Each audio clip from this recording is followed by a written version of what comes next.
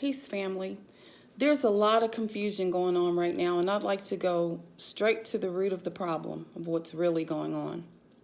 We've given over the responsibility of nourishing ourselves to merchants of death whose main objective is to make a profit. We have to take an honest look at how nature has been monetized and how it is literally killing us. The purpose of eating is to nourish our bodies. The DNA in the food that we intake interfaces with our DNA to supply nutrients to our cells. Cells are the basic building blocks of all living things. In order to keep the cells healthy, food must contain vitamins and minerals. The body can make some vitamins, but it cannot make minerals. Minerals must come from food. Minerals are transferred into food from the soil that the food is grown in. So here goes the problem. Around the 1940s, pesticides and synthetic nitrogen fertilizers were introduced. Let's start with pesticides. When an insect attacks a plant, it is because the plant is releasing methane ammonia. Nature has it designed so that insects eat plants that would hurt us if we ate them. A healthy organic plant growing in healthy soil is disgusting to an insect. So what do? Spray all plants with a pesticide, an organophosphate or an organochloride to kill off the pest, and it's a little poison for us, but over time, we get to see what kind of cancer, what kind of heart disease, what kind of other illness we're going to get because we're completely out of touch with nature. Synthetic nitrogen fertilizers, such as NPK, were also introduced with the idea of creating more food by giving plants a quick boost for a faster, bigger, and more profitable harvest. Synthetic fertilizers make the topsoil acidic. It has hardened the soil, decreased the soil's fertility, increased the need for pesticides, polluted the air and water, bringing hazards to health and human health and environment. Synthetic fertilizers bond with the minerals in the already depleted soil, pulling them out, leaving a bigger, more profitable harvest, yes, but it's an empty harvest. No mineral increase in the food, not nearly enough nutrients in the food. Too much processing, chemical additives, colorings, preservatives, the food has been totally destroyed. Much of organic is still grown with NPK. It just doesn't have a pesticide, so it may be big and beautiful, yet still be dead. We've gotten totally too far away from sustainable or green living, and we must find our way back. There has been over a 50% decline in the antioxidant content in food in the last 25 years. Antioxidants are substances that protect your cells by disarming free radicals. Free radicals are unstable atoms that can damage cells, causing illness and aging. Some sources of free radicals are oxidation from metabolic processes in the body, or in other words, what is eaten, exposure to radiation, cigarette smoke, air pollutants, chemicals, etc. And also, yes, harm from 5G is not a conspiracy theory. Wireless radiation, fields, and frequencies definitely have a damaging effect on cellular health. 100 years ago, less than 5% of Americans were chronically ill. By 2005, which is when the CDC stopped reporting, 53% of Americans were chronically ill. Make no mistake, it's the food. So simplified, there is one disease, which is cellular malfunction. It has two main causes: nutritional deficiency or overtoxicity. If a cell becomes too nutrient deficient or too toxic, that cell will die. Cells make up tissues, tissues make up organs, organs make up systems. We have different types of cells, and one type is called T cells or lymphocytes that handle immune responses to foreign substances or antigens. The body's equipped to handle what comes its way if given what it needs to properly perform. Healthy cells refuse disease. So we're about 60 years into these grand experiments, and we're now seeing all of the things that go wrong when you don't follow the laws of nature. We are an obese nation that is literally starving to death. The Walking Dead, limbs rotting off, hair falling out in patches. This is the huge elephant in the room, and we're entering the full manifestation of this recklessness.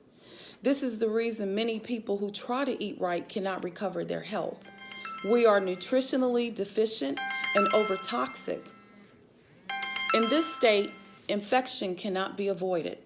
The correct way to detox is by adding nutrients so that the body's detox organs, liver and kidney, can properly function, not by these harsh detoxes, flushing the toxins out and you're flushing your minerals out right along with them. You'll end up in a worse condition than you started out. It's not that the germs, pathogens, and viruses have become so powerful, it's that we've become so weak that we're the perfect host to be overtaken by these same germs that have always and always will exist. No vaccine will change this. Wearing a mask will not solve this. Fear will definitely not protect you. Immediate changes have to be made, or the end result will continue to be disastrous. We should be living a minimum of 120 years with everything working, including our reproductive systems. There are three major reasons that we can't, and one is due to the lack of minerals. The increase in minerals allows cells to go back to their ideal cell resonance, healthy state, or vibration. The body gives signs and signals called symptoms when something is off balance. A good indicator of low minerals is chapped lips. When minerals are sufficient, you won't have chapped lips winter or summer. You'll have no need to purchase chapstick. And also the reliance on prescription drugs to cover up symptoms puts our health further into jeopardy. Most of these prescription drugs are so toxic that they actually accelerate your decline. With symptoms gone, you may seem better at first. If you're notified by your security alarm company that your home security system is sounding, you don't go home and rip the system out. You go to look for the trigger. If it's an invader, a door that's been left open, or whatever. Same should apply to the body. For example, when your tonsils are swollen, it's more than likely because your lymphatic system, which is the body's waste removing system, is backing up. The body sounds the alarm by swelling the throat shut at the tonsil to signal you to stop eating long enough to allow the lymphatic system to catch up. Whose idea was it to rip the tonsil out? Every body part is there for a reason. Unfortunately, what we have now is not a healthcare system, it's a system of disease management. We've got to educate ourselves, stop submitting to these unsafe practices. With the exception of Mississippi, residents in Mississippi, West Virginia, and as of recent, California, your children do not have to be vaccinated to attend public school. It's as simple as requesting a vaccination exemption form from your state, having it notarized, and giving it to the school nurse. They won't ask any questions, but neither will they inform you of this option either. It is the responsibility of the individual to take their health into their own hands. Ignorance costs. Getting the knowledge on how to keep this complex vessel operating properly and applying that knowledge is essential.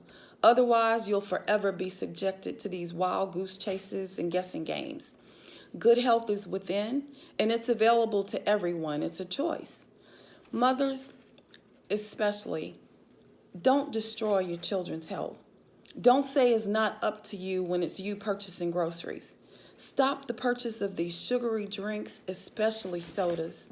Every single day, the body uses minerals to maintain the body's ideal pH range. The acid content in soda totally imbalances the body's pH level. Acid runs batteries. It destroys bodies.